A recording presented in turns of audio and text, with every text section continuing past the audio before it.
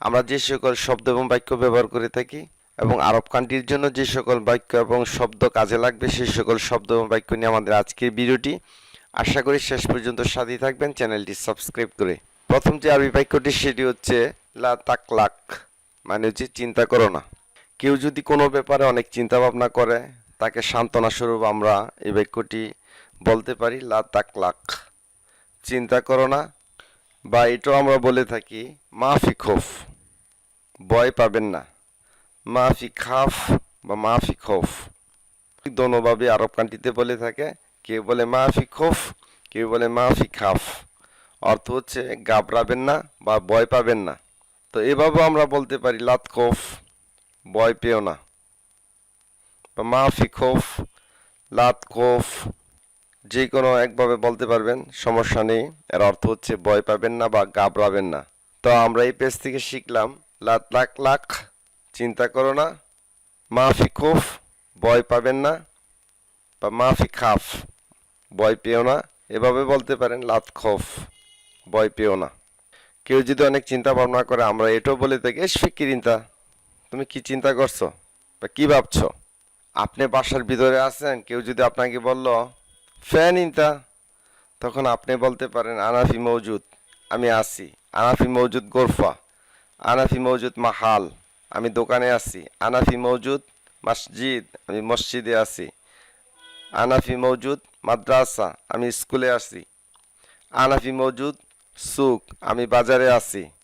স্পেসিফিকভাবে বলতে পারেন আনাফি মৌজুদ মাহাল, আমি দোকানে আছি। আনাফি মৌজুদ বেত, আমি বাড়িতে আছি। তো এইভাবে আপনারা অনেকগুলা বাক্য গঠন করতে পারবেন। তো এখানে আছে আনাফি মৌজুদ মানে হচ্ছে আমি আছি। তো বয়স সম্পর্কে আরও এখানে কিছু বাক্য আছে, আমরা জানব। ইন্ত খোফ, আপনি ভীত। বা ইন্তা খোফ, আপনি ভীত। আনা খোফ, আমি ভীত বা আমি ভয় পাইছি। হুয়া খোফ, তিনি ভীত। মাফি খোফ, ভয় করো না। লাত খোফ বা লাত খাফ, ভয় পেও না। কাউকে যদি বলি আপনার নিজের কাজ করেন, আমার সাথে আপনি ভেজাল করবেন না বা আমার খোঁজ খবর এত নেওয়ার দরকার নেই, আপনার নিজের কাজ করেন। তো আরবি হচ্ছে খাল্লিক ফিস্যগলিক, নিজের কাজ করো। খাল্লিক ফিস্যগলিক, নিজের কাজ করো। তো এখানে হাগ্গি মানে হচ্ছে আমার, হাগ্গাক মানে হচ্ছে তোমার, হাগ্গানা মানে হচ্ছে আমাদের, হাগ্গাকুম মানে হচ্ছে তোমাদের, হাগ্গু মানে হচ্ছে তার। হিনা মানে হচ্ছে এখানে, হুনা মানে হচ্ছে সেখানে, বা হুনাক মানে হচ্ছে সেখানে। কাউকে যদি আমরা ভিতরে আসতে বলি বলতে পারি এভাবে তাফাদ্দাল, আসুন ভিতরে আসুন। তাফাদ্দাল মানে হচ্ছে আসুন ভিতরে আসুন। বা যদি আরেকটু অনুরোধ সহকারে বলি এভাবে বলতে পারি মিন ফাদলেক তাফাদ্দাল, দয়া করে ভিতরে আসুন। লাত গুল শাই, অর্থ হচ্ছে কিছুই বলো না। লাত মানে হচ্ছে না, গুল মানে হচ্ছে বলা, শাই মানে হচ্ছে কিছু। বা এভাবে বলতে পারি মাফি কালাম শাই, কিছুই বলো না। মাফি মানে হচ্ছে নাই, কালাম মানে হচ্ছে কথা, শাই মানে হচ্ছে কিছু। তাল ওরাই, আমার পিছনে পিছনে আসো। তা আরব কান্ট্রিতে আমরা সাধারণত এইভাবে বলি তাল আনা সওয়া সওয়া বা তাল সওয়া সওয়া, আমার সাথে আসো। বা রো হওয়া সওয়া সওয়া, তার সাথে যাও। তো এখানে আছে তাল মাই মানে হচ্ছে আমার সাথে এসো। তো আমরা এই দুটি বাক্য ভালোভাবে শিখব। তাল অরাই, তাল অরাই মানে হচ্ছে আমার পিছনে পিছনে এসো। তাল মানে হচ্ছে আসো, অরাই মানে হচ্ছে আমার পিছে। তো এইভাবে আমরা বলতে পারি তাল মানে হচ্ছে আসো, মাই মানে হচ্ছে সাথে, মাক আমার সাথে। এভাবে বলতে পারি তাল মাই বা তাল মাক। ফাদ্দিল মাকান, জায়গা খালি করো। ফাদ্দিল মাকান মানে হচ্ছে জায়গা খালি করো। খালনি আগুল, আমাকে বলতে দাও। আগুল মানে হচ্ছে বলা। কাউকে যদি আমরা বলি আপনি চিন্তা করবেন না বা টেনশন নেবেন না, তখন বলবো লাত শিল হাম। লাত মানিচ্ছে না, শিল মানিচ্ছে লওয়া, হাম মানিচ্ছে চিন্তা।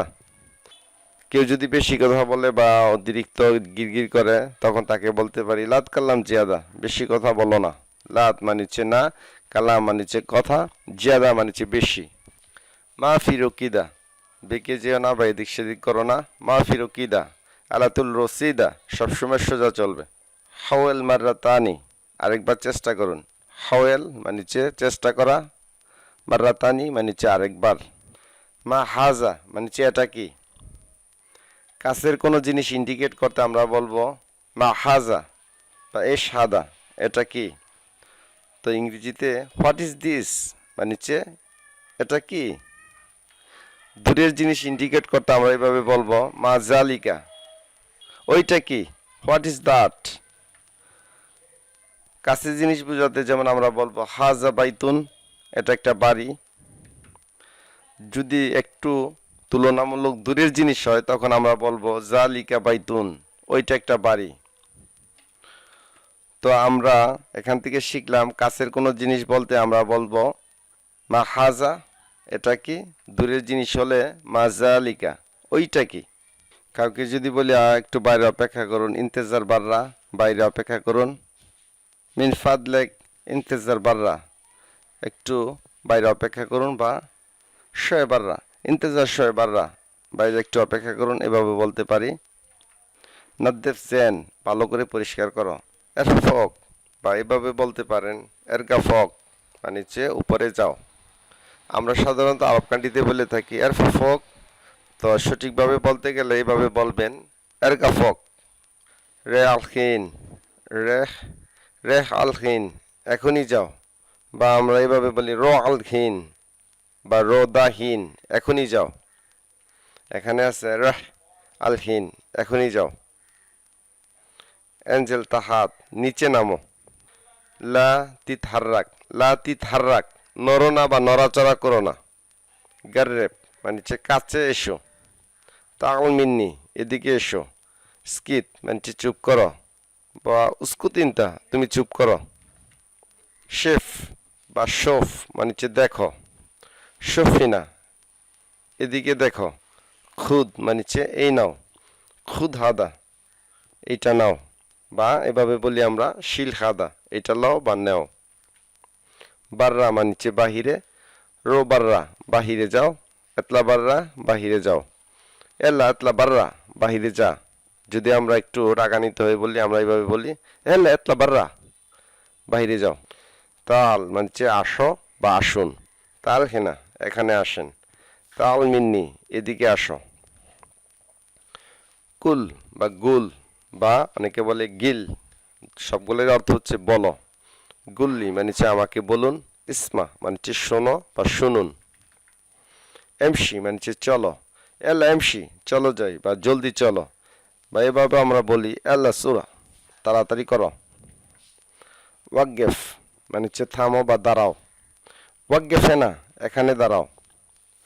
ওয়াকগেফ ফুনাক, ওইখানে দাঁড়াও।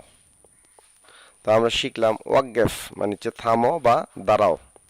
সম্মানিত ভিউয়ার্স, আমাদের আজকের ভিডিওটি এই পর্যন্ত। ভিডিওটি ভালো লাগলে অবশ্যই একটি লাইক দিবেন, চ্যানেলটি সাবস্ক্রাইব করে নেবেন। বন্ধু বান্ধব আত্মীয় স্বজনের মাঝে অবশ্যই ভিডিওটি শেয়ার করে দিবেন যাতে তারাও ভালোভাবে শিখতে পারে। তো নেক্সট ভিডিও দেখার আমন্ত্রণ জানিয়ে আজকের মতো বিদায় নিচ্ছি। আসসালামু আলাইকুম।